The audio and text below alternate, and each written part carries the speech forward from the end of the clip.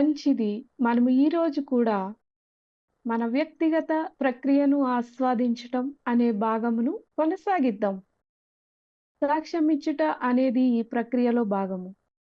దేవుడు తన యొక్క కార్యమును ఆయన చేస్తున్నాడు. లూకా 6:48 వచనాన్ని చూద్దాం. ప్రియ పరిశుద్ధాత్ముడా, ఈ లేఖన భాగమును బట్టి వందనాలు చెల్లిస్తున్నాము. ఈరోజు మమ్మును మీ యొక్క చేతికి అప్పగించుకుంటున్నాము. ఆత్మ కార్యములు మేము చూచునట్లు చేయండి. తండ్రి, ప్రతి హృదయాన్ని ఈరోజు మీరు తాకండి. తండ్రి, వీరి ఆత్మీయ ప్రయాణంలో వారి మనోనేత్రాలు తెరవమని యేసు నామమున ఆమేన్. సరే, లూకా 6:46. నేను చెప్పు మాటల ప్రకారము మీరు చేయక, ప్రభువా ప్రభువా అని నన్ను పిలుచుట ఎందుకు? నా యొద్దకు వచ్చి నా మాటలు విని వాటి చొప్పున చేయు ప్రతివాడును ఎవని పోలియుండునో మీకు తెలియజేతును. వాడు ఇల్లు కట్టవలెనని ఉండి లోతుగా త్రవ్వి బండ మీద పునాది వేసిన వాని పోలియుండును. వరద వచ్చి ప్రవాహము ఆ ఇంటి మీద వడిగా కొట్టినను అది బాగుగా కట్టబడినందున దాని కదిలింపలేకపోయెను. అయితే నా మాటలు వినియు చేయని వాడు పునాది వేయక నేల మీద ఇల్లు కట్టిన వానిని పోలియుండును. ఇక్కడ క్రీస్తు వారు తన యొద్దకు ఆయన యొక్క శిష్యులను పిలుచుకొని ఉన్నారు. వారికి ఆయన కొన్ని సంగతులు బోధింపసాగెను. మనము సువార్తలన్నీ చదివినట్లయితే యేసుక్రీస్తు వారు తన యొక్క శిష్యులను దేవుని యొక్క రాజ్యము కొరకై అనేక రీతులుగా ఆయన వారిని సిద్ధపరుస్తున్నాడు. వారు ఆయన యొద్దకు వచ్చి వారు ఆయన యొద్ద నేర్చుకొని ఆయన వలె మార్చబడుటకు వారిని పిలిచెను. సరే, మరలా నేను ప్రారంభం నుండి మనం చూసుకుందాము. దేవుని యొక్క వాక్యము మనకు తెలియజేస్తున్న విధముగా మనము మన లక్ష్యం వైపు ముందుకు సాగాలి. మన యొక్క కన్నులు లక్ష్యం వైపు, యేసు వైపు మాత్రమే ఉంచాలి. ప్రస్తుతం మనలో ఉన్న దానితో మనము భవిష్యత్తు వైపునకు సాగిపోవాలి. సరే, మన కొరకు పుస్తకం ఒకటి రాశాడు. దేవుడు మన పట్ల ఒక ప్రణాళికను కలిగి ఉన్నాడు. మనము ఎప్పుడైతే ఈ ప్రక్రియ విధానంలో నడవడం ప్రారంభిస్తామో మనము క్రీస్తును గూర్చి ఎక్కువగా తెలుసుకుంటాము. ఆయన వలె ఉండి మరియు యేసుక్రీస్తే మనకు జీవిత లక్ష్యంగా ఉంటారు. అందుచేత మనము మన విశ్వాసము ద్వారా నేడు మనం కలిగి ఉన్న దానితో మన భవిష్యత్తును అందుకునేటట్టు ఉండాలి. దేవునిలో విశ్వాసము, నమ్మకం ఉంది. దాని గురించి ఆలోచిద్దాం.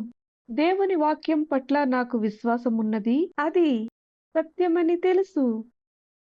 యేసు ఇలా చెప్తున్నారు, కనుక నన్ను గూర్చి మీరు ఆలకించినప్పుడు చెప్పడం కాదు గాని వాక్య ప్రకారము చేయాలి. నేను బోధించు సంగతులను మీరు చేయవలనని చెప్తున్నాడు. ఆ వాక్యానికి మీరు అనుమతి ఇవ్వండి.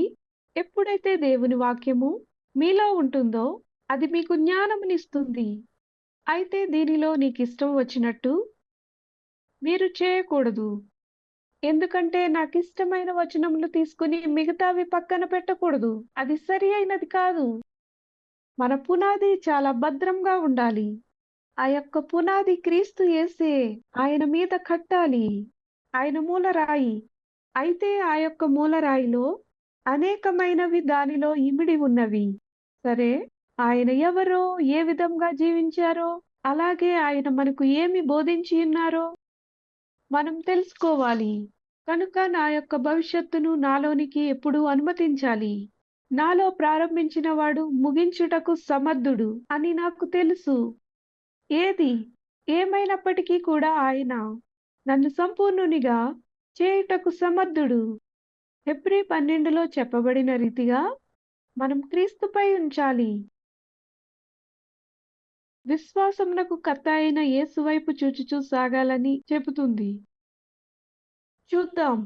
ఇంత గొప్ప సాక్షి సమూహము మేఘము వలె మనలను ఆవరించి ఉన్నందున మనము కూడా ప్రతి భారమును సులువుగా చిక్కులు పెట్టు పాపమును విడిచిపెట్టి విశ్వాసమునకు కర్తయు దానిని కొనసాగించువాడునైన యేసు వైపు చూచుచూ మన ఎదుట ఉంచబడిన పందెములో ఓపికతో పరిగెత్తెదము.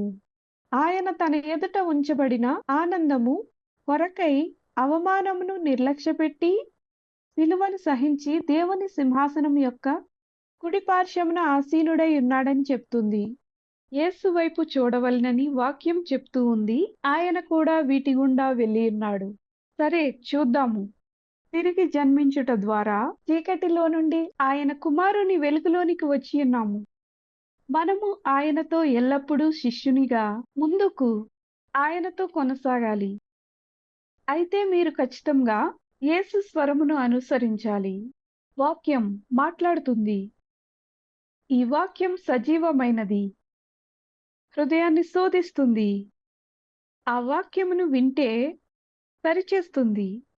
వాక్యము సరిచేస్తుంది. మరీ ముఖ్యంగా నేను వాక్యానికి వ్యతిరేకంగా చేసినప్పుడు తాకుతుంది. ఎందుకనగా యేసు మనం అభ్యంతర పడకూడదని చెప్పారు. ప్రజలతో ఎలా ఉండాలో ఆయన నేర్పించారు. కొన్నిసార్లు మనము సరి అయిన విధంగా నడుచుకోకుండా వేరొక మార్గంలో ప్రయాణిస్తుంటాం. మనము ప్రజల మీద వ్యక్తిగత ఉద్దేశాలను, అభిప్రాయాలను రుద్దుతాం. అది సరి అయిన అనుభవం అనేది కాదు. సరే, ఇదొక ప్రక్రియ. నేను బండ మీద నిర్మించబడి ఉన్నాను. నేను క్రీస్తులో ఉన్నాను.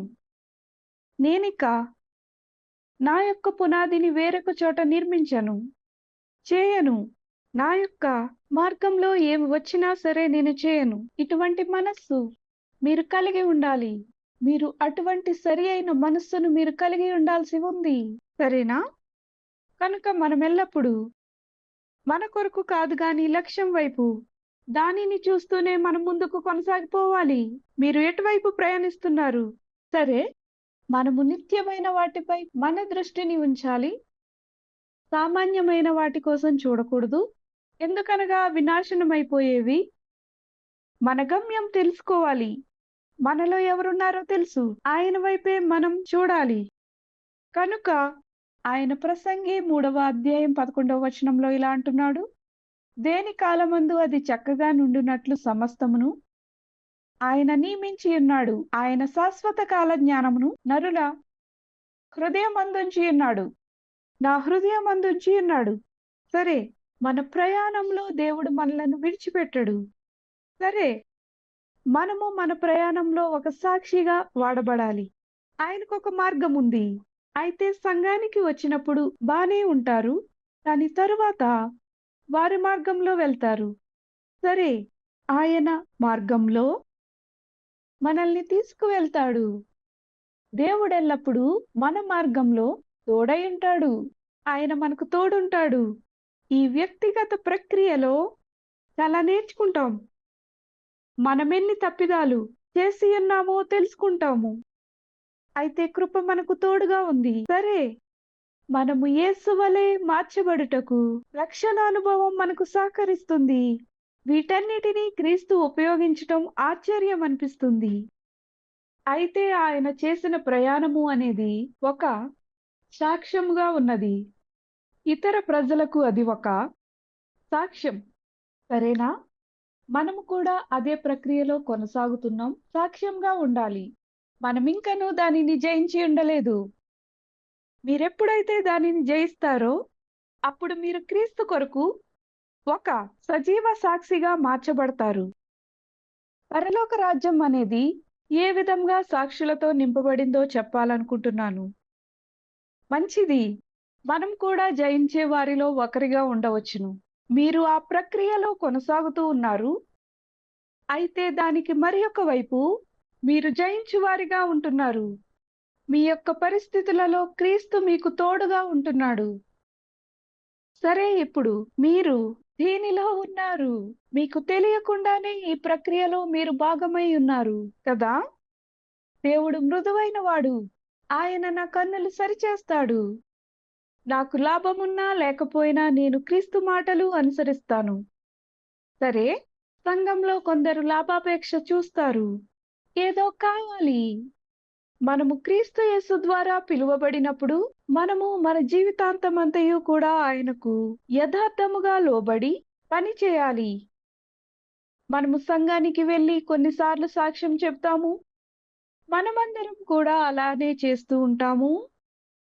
అయితే మనము సంఘంలో సంవత్సరాల తరబడి ఆయనను సేవిస్తూ పరిచర్య చేస్తున్నాం. అయితే కోతకాలము మరియు వెదకాలమున్నది.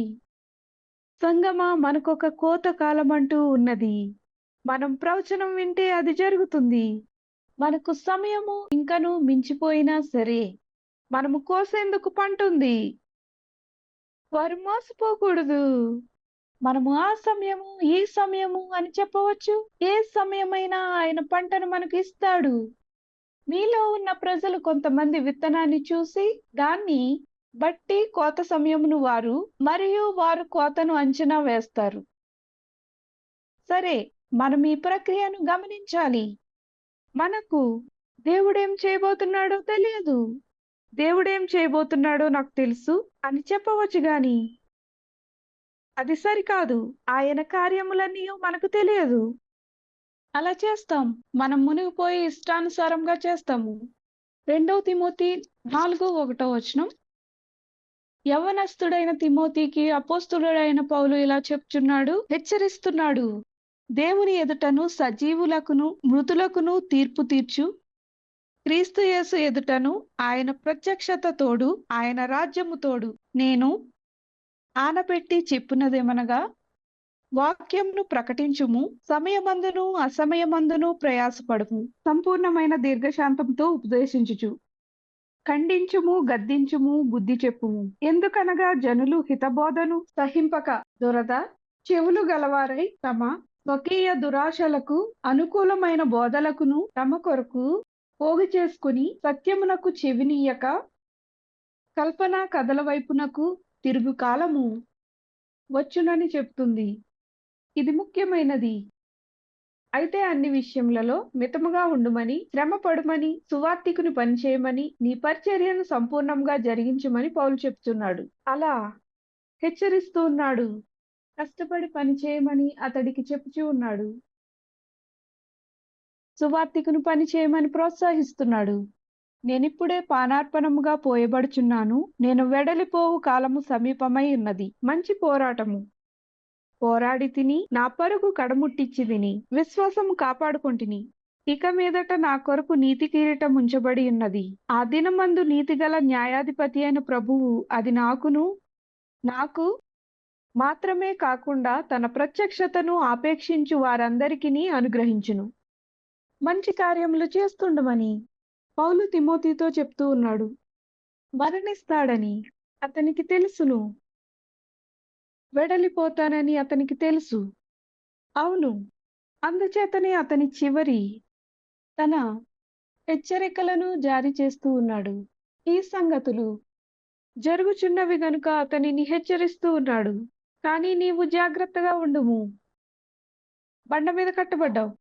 సరే, ఈ యొక్క విషయంలో నేను నీకు హెచ్చరించిన వాటిని జ్ఞాపకము చేసుకొనుము అని చెప్తున్నాడు. నేను క్రీస్తును పోలి నడుచుకొనిన ప్రకారము నన్ను పోలి నడుచుకొనుము. నేను క్రీస్తులో వేటిని చేస్తే వాటిని చేయు, నేను చేయనివి చేయొద్దు. ఇతడు మనుష్యుడు, గుర్తుంచుకోండి, ఇతడొక గొప్ప దైవజనుడై ఉన్నాడు. నేను పానార్పణంగా పోయబడుచున్నాను అని చెప్చున్నాడు. క్రీస్తుకు పానార్పణంగా అతడిని సమర్పించుకొంచున్నాడు. తనను అప్పగించుకున్నాడు. అవును, నిజం. నేను క్రీస్తు సంఘమును గూర్చి నన్ను నేను పానార్పణంగా ఆయనకు అప్పగించుకొంచున్నాను. నా సమస్తము అర్పించాను. నాకు కలిగినవన్నీ అర్పించేశాను. అయితే ప్రజలు మాత్రం ఏమీ ఇవ్వడం లేదు. అవును, అర్థమైందా? దాన్ని ఆలోచించాలి. ఎందుకంటే నేటి సంఘములలో ప్రజలు ఇవ్వడం కంటే ఏమి పొందుకుంటామో అని ఎదురు చూస్తుంటారు. యేసుకి ఏమి ఇవ్వాలని ఆలోచించట్లేదు. ఇది నిజము. అవును, పరిచర్య అనేది చాలా ప్రాముఖ్యమైనది. సరే, అయితే క్రీస్తు విధానము. ఆయన అందరి కొరకు సేవకుడిగా మార్చబడ్డాడు. ఆయన తన ఐశ్వర్యమును దైవత్వమును విడిచిపెట్టాడు. ఆయన వాటినన్నిటినీ విడిచి మానవ శరీరంతో వచ్చాడు. ఆయన తన్ను తాను తగ్గించుకొని సేవకునిగా మారి ఇది నేను అని చెప్పాడు. ఇది నేను. అన్నీ తొలగిపోయాయి. ఉన్నత స్థలములలో దూతల సమూహము లేవు.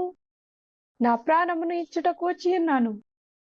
దేవునికిష్టమైన ప్రీతికరమైన అర్పణగా మిమ్మును మీరు దేవునికి సమర్పించుకొనుడి. అతడితో ఇలా అంటున్నాడు, నేను వెళ్ళవలసి ఉన్నదంటున్నాడు. నేను మంచి పోరాటము పోరాడి తిని అని పౌలు చెప్పుచున్నాడు. సరే, పోరాటమును గూర్చి మనం చూద్దాము. నేను పోరాడి తిని అంటున్నాడు. సరే, అనగా ఒక వ్యక్తి యుద్ధరంగంలో ప్రత్యర్థితో యుద్ధము చేయట అని అర్థమిస్తుంది. నేను పోరాడి తిని, పెనుగులాడి తిని, యుద్ధము చేసి తిని అని పౌలు చెప్తున్నాడు. నేను అపవాదితో పోరాడానంటున్నాడు. కేవలము శత్రువైన అపవాదితో మాత్రమే కాకుండా మనుషులతో కూడా పోరాడి తినని చెప్తున్నాడు. ఎందుకు? మనుషుల్లో ఏమున్నాయి? దురాత్మలు. ఆయన వారితో పోరాటము పోరాడి ఉన్నాడు. పౌలును మనం చూస్తున్నప్పుడు క్రీస్తు జ్ఞానమునకు వ్యతిరేకంగా వచ్చిన ప్రతిదానితో అతడు పోరాడి ఉన్నాడు. మీరు ఒకవేళ అటువంటివి చేస్తుంటే పరిశీలించండి. అతని రూపమును బట్టి వారు హేళన చేస్తున్నారు. ఆయనను బట్టి వారు నవ్వుకుంటూ ఉన్నారు, గేలి చేస్తూ ఉన్నారు. అయినా మృతులలో నుండి దేవుడు లేపాడు. అతని ముఖమును బట్టి హేళన చేశారు. ఇతడు చాలా పొట్టివాడు. సరే, అతడు చేస్తున్న పరిచర్యను బట్టి వారతనిని హేళన చేయడం లేదు. దేవుని సంగమా, నేడు మనం ఎలా చూస్తున్నాం? మనం బాహ్య రూపాన్ని చూస్తున్నాం కదా. అయితే దేవుని రాజ్యంలో దేవుడు అలా చూడడు. అయితే పౌలు గొప్ప సేవ చేశాడు. నేను వాక్చాతుర్యంతో మీ యొద్దకు రాలేదు అని అపోస్తలుడైన పౌలు వారితో మాట్లాడుచూ ఉన్నాడు. ఆయన చెప్పినదేమనగా, నేను మీ యొద్దకు పరిశుద్ధాత్మ శక్తితోనూ అభిషేకంతోనూ వచ్చియున్నానని. ఆమేన్ అని మాటలు చెప్పలేదు. శక్తితో వచ్చాను. నేను పరిశుద్ధాత్మ శక్తితో బోధించాను. అవును, దేవునికి స్తోత్రము. సరే, ఈ సంగతులను మనం ఆలోచన చేసినప్పుడు మనము ఏ విధంగా అపవాదిని అనుమతిస్తున్నాము? మన హృదయాల్లోకి వాడిని ఎలా రానిస్తున్నాము? బుద్ధిహీనంగా ఉండుట వలన, ఆలోచన లేకుండా చేయట వలన చిక్కుకుంటున్నాం. ప్రజల మూలంగా దేవుని జ్ఞానము లేకుండా ప్రజలు నశిస్తున్నారు. అవును, ప్రజలకు శ్రమ కలుగును. యేసును బట్టి దేవునికి వందనాలు. రోమా 5:1 కాబట్టి విశ్వాస మూలమున మనము నీతిమంతులముగా తీర్చబడి మన ప్రభువైన యేసు క్రీస్తు ద్వారా దేవునితో సమాధానము కలిగి ఉందము. మరియు ఆయన ద్వారా మనము విశ్వాసము వలన ఈ కృపయందు ప్రవేశము గలవారమై అందులో నిలిచియుండి దేవుని మహిమను గూర్చిన నిరీక్షణను బట్టి అతిశయ పడుచున్నాము. అంతేకాదు, శ్రమ ఓర్పు పరీక్ష నిరీక్షణను కలుగజేయునని ఎరిగి శ్రమలయందును అతిశయపడుదము. ఎందుకనగా ఈ నిరీక్షణ మనలను సిగ్గుపరచదు. ఆయన మనకు విశ్వాసం ఇచ్చాడు. మీ శత్రువుని ఎదిరించడానికి ఈ యొక్క వచనములు మనకు బలాన్ని ఇస్తాయి. మీకు తెలియకుండగానే మీరు సమస్యల గుండా వెళ్ళినప్పుడు, సరే, శ్రమలు మనకు ఓర్పును తెస్తాయి అని చెప్తున్నాడు. నా ప్రయాణం కష్టంగా ఉంది కాబట్టి నిలిచిపోకూడదు. సహనమును పొందుకుంటాము. సహనము లేకపోతే నేర్చుకోలేము. సరే, అయితే సహనము, ఓర్పు అంటే ఒకే విషయంలో నిశ్చలంగా మనము ఉండుట. నేను దేవుని వాక్యమందు కట్టబడ్డాను. దేవుడు కార్యం చేసినా చేయకపోయినా నేను మాత్రం కదిలించబడను. నా విశ్వాసమును నేను ఎంత మాత్రము మార్చుకోను. ఓర్పు సహనమును పుట్టిస్తుంది. సహనము నిరీక్షణనిస్తుంది. కనుక నేను నిరీక్షణను పొందుకోవడానికి కొన్ని చేయాలి. పరిశుద్ధ గ్రంథంలో ఈ విధంగా అనుసంధానం చేయబడింది. విశ్వాసం సిగ్గుపరచదు. నిరీక్షణ విశ్వాసం కలుగజేస్తుంది. నిరీక్షణ లేకుండా విశ్వాసం ఉండొచ్చు. నాకు విశ్వాసం ఉంది. అంతా బానే ఉంది. నేను బండ మీద కట్టబడ్డాను. ఎందుకనగా పరిశుద్ధాత్మ ద్వారా దేవుని యొక్క ప్రేమ నా హృదయంలో కుమ్మరించబడి ఉందని అపోస్తలుడైన పౌలు చెప్తున్నాడు. అందుచేతనే శ్రమలు కలిగినప్పుడు అతడు సంతోషించమని చెప్పుచున్నాడు. అవును. ఎంతమంది శ్రమలో ఉన్నప్పుడు సంతోషిస్తున్నారు?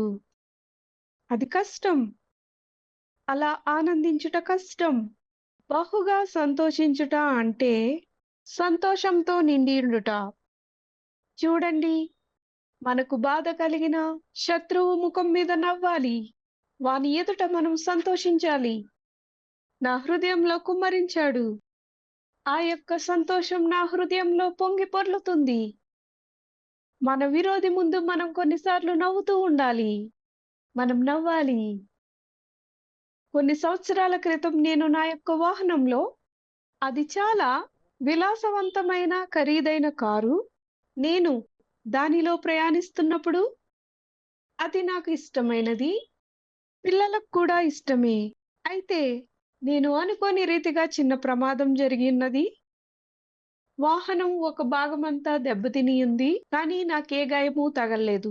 అది ఇష్టమైన వాహనం. అయితే ఆ ప్రమాదం నుంచి ప్రభు మమ్మల్ని ఏదో విధంగా కాపాడి ఉన్నారు. అయినా దాన్ని ఇష్టపడుతున్నాను. నేను సంతోషించి ఉన్నాను. అపవాది నన్ను కదిలించాలని చూసియుంది గాని, అయినను నేను పరిచర్య విరమించుకోలేదు. శత్రువుకిష్టం లేదు. నేను ఏదో విధంగా దాని నుండి బయటకొచ్చాను. అదింకా జ్ఞాపకమున్నది. నన్ను బయటకు తీసుకొచ్చిన వారు, మీరు బానే ఉన్నారు. మీరు డ్రైవ్ చేసుకుని వెళ్ళవచ్చన్నారు. మీరు మీ ఇంటికి చక్కగా వెళ్ళొచ్చన్నారు. కనుక నేను నా యొక్క వాహనంలో ఇంటికి వెళ్ళిపోయాను. నేను ఎలా ఎలా నా గృహానికి చేరుకున్నానో అర్థం కాలేదు.